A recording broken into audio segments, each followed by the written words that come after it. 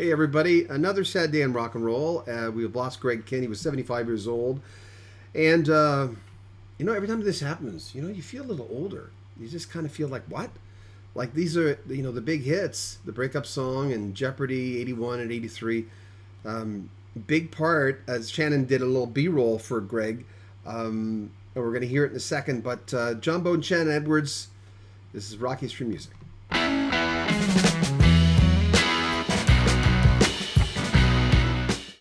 So what we're going to do is we're going to play a little B-roll for you. We're going to wait for some people to come on. But memories of Greg Kihn. I mean, living a good life when you live till you're 75, it's a good life. Tell that to someone who's 75, though. And they're going to go, no, I want, your parents are in their 80s. My mother is well past her mid... Closer to 90. Closer to 90 years old. And Alzheimer's, it's a tough way to go out. We all know that. I'm thinking a lot about that generation of kind of romantics, Greg Kihn, that's kind of bouncy tracks that we had in the 80s that we loved so much, that really helped bring in the I guess we've got some people talking, the MTV generation, which was such a big thing, right? Huge. Ronnie Parker, hello John. Sunil says R.I.P. Greg Kihn. Yeah, we're going to play a little thing. We're going to play it again for the folks who come on. But Shannon just put this together for looking back at Greg Kihn's career. Greg Kihn, born on July 10, 1949 in Baltimore, Maryland, was a prominent figure in the American rock music scene, especially known for his work in the 1980s. He rose to fame as the frontman of the Greg Kihn Band, which became a staple in the power pop and rock genres. Kihn's music career took off in the late 1970s when he signed with Beserkley Records, a label known for its alternative rock artists. His band gained widespread recognition with hits like the Breakup Song, They Don't Write 'Em in 1981, and Jeopardy in 1983. Jeopardy was particularly successful, reaching the top 10 on the Billboard Hot 100 and became a defining track of the 80s. The song's popularity was further amplified by its innovative music video, which was a favorite on MTV during the channel's early years. Beyond his musical career, Kihn was also an accomplished novelist, DJ, and radio personality. He wrote several horror novels, showing his versatility as an artist. His long-running radio show on KFOX in San Jose, California, further solidified his place in rock history, where he connected with audiences through his deep knowledge and love of music.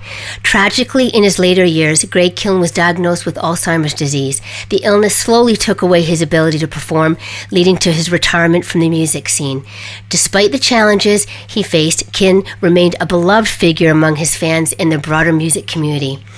Greg Kihn passed away after a long battle with Alzheimer's, leaving behind a legacy of classic rock anthems and a reputation as one of the genre's most genuine and enduring figures. His music continues to resonate with fans old and...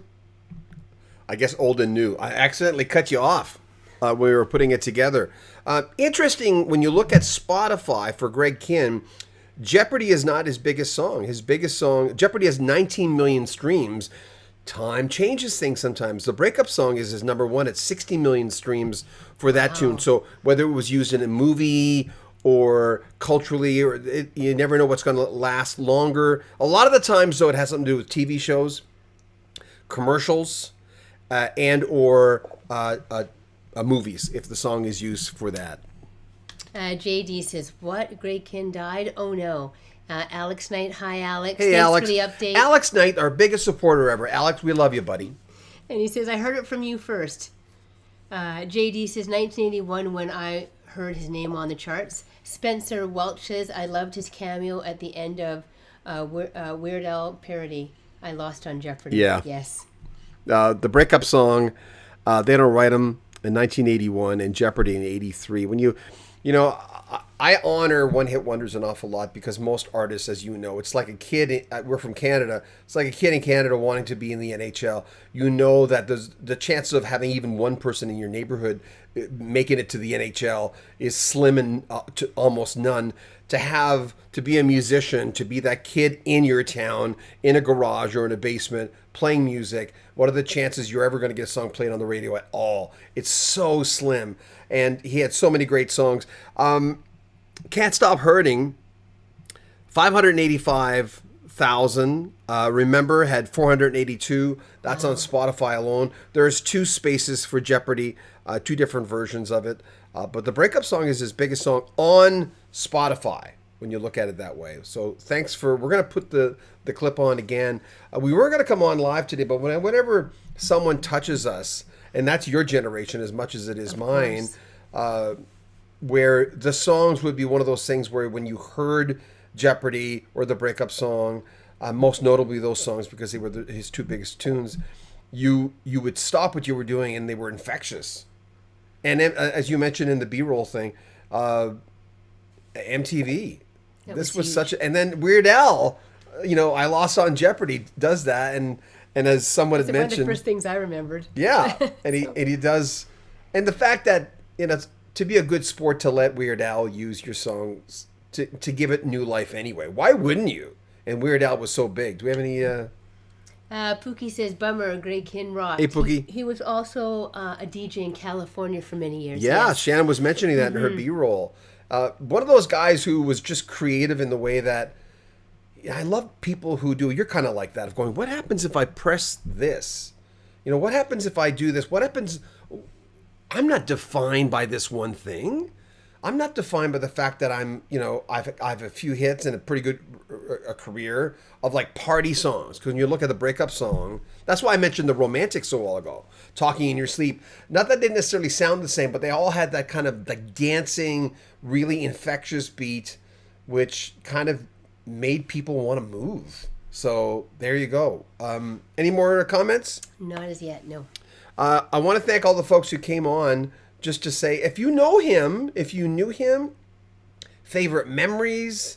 A lot of the times we attach these certain type of songs, especially in the 80s. 80s was such a great generation because of a decade, because of, look at the music. Look how many different genres we had, all living together. 70s were the same way, living together on the top 40 charts. Because when Casey Kasem did his top 40, there was always, you'd have a glammy song, you'd have electronic song, you'd have the dance songs because Madonna started becoming big back then. Then you'd have the LA sound, which is called yacht rock, all on the same chart.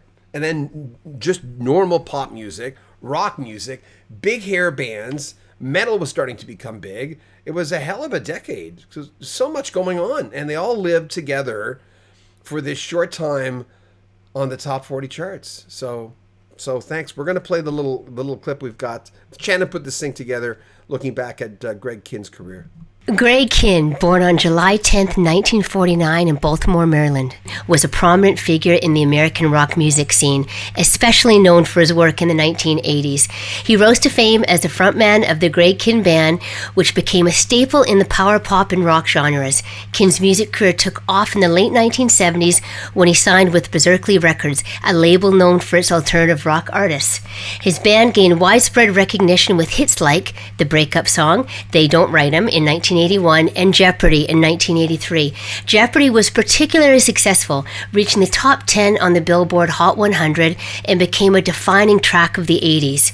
The song's popularity was further amplified by its innovative music video, which was a favorite on MTV during the channel's early years. Beyond his musical career, Kihn was also an accomplished novelist, DJ, and radio personality. He wrote several horror novels, showing his versatility as an artist. His long-running radio show on KFOX in San Jose, California, further solidified his place in rock history. where he connected with audiences through his deep knowledge and love of music. Tragically, in his later years, Greg Kihn was diagnosed with Alzheimer's disease. The illness slowly took away his ability to perform, leading to his retirement from the music scene. Despite the challenges he faced, Kihn remained a beloved figure among his fans and the broader music community. Greg Kihn passed away after a long battle with Alzheimer's, leaving behind a legacy of classic rock anthems and a reputation as one of the genre's most genuine and enduring figures. His music continues to resonate with fans old and new. Unfortunately, I cut Shannon off when I was putting this thing together. When whenever we have one of these things, we'll rush to put together sort of a B-roll and a background of a person's career. Ronnie says 80s new wave and MTV was a perfect combo. Oh my God. Really? And that genre of music was a kind of genre that I used to call it driving music. Like you get on and you'd I had a Trans Am when those two hits were hit. Well, those two hits were on the radio. I had a gold 78 Trans Am that I bought just a few years old. Did it have one of those birds on it? It had a funky chicken. We used to call it my friend used to say, "Don't, it's an eagle." I said, "I know it's an eagle." Did you call it a funky chicken? I used to always call it the funky chicken, the gold funky chicken on the hood. And how long did that vehicle last you, honey? I think about 5 years, and then it started rusting out. I used to put it in the garage in the winter, and I didn't know my friend's mother's garage was too damp, and it rusted the old car out. But anyway, that was my Greg Kihn car, that brought back a lot of memories. God, those were the days. Anybody have any memories from Greg Kihn that they want to share with us? I'll show you something. I just found it this morning. This is crazy. Hold on. I just found it. Hold on. Oh no, I had it. Where was it? Oh, here it is. There it is. I actually have a picture. There's my. That's my. Oh, it's fuzzy. It's really fuzzy. That's my Trans Am.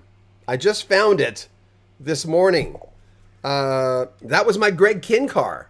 Men at Work, Greg Kihn. Is it interesting how we attach certain artists to certain things in our lives, whether it be material objects or just feelings that we had? Yeah. It starts, it brings you right back to that. Yeah. Hold on. I think I might be able to do this. Hold on. Oh, no, it won't let me. Hold on. We might be able to do the Greg Kihn car. Let's see if it does it. While we're on live, I want to know if it does it. Oh, it does it. Ooh. Look at this. Hold on. This is my God, we were playing so much Greg Kihn, and like I said, Men at Work back then, Jump Up by Elton John. I don't know if that was a jump. Yeah, it might have been the Jump Up era of Elton John, and the music was amazing. It was such an exciting time. I was getting into radio. Hold on. Let me get to it. I was just getting into radio. Is this it? Hold on. Let's see if this is it. I'll bring it up. Nope, that's 70s Girls. That's not it. Yeah. What we're doing, by the way, we're putting together. I can't get it. We're getting together the Today in History thing for different years, and we're going through. Hey, if you were born in '59. This is what was going on in your life, and we're going to do that. And Greg Kihn and all those 80s bands, because anyone who was born, for instance, I was born in 60. If you were born in 60, by the time the 80s came, you were 20 years old. You were 20 years old in 1980. And you had money. In the 70s, you were in high school. Didn't necessarily have all the money you wanted to buy all the albums you wanted, like Greg Kihn. Continued, all that music that meant so much to us. A few more comments and we're going to take off. We're going to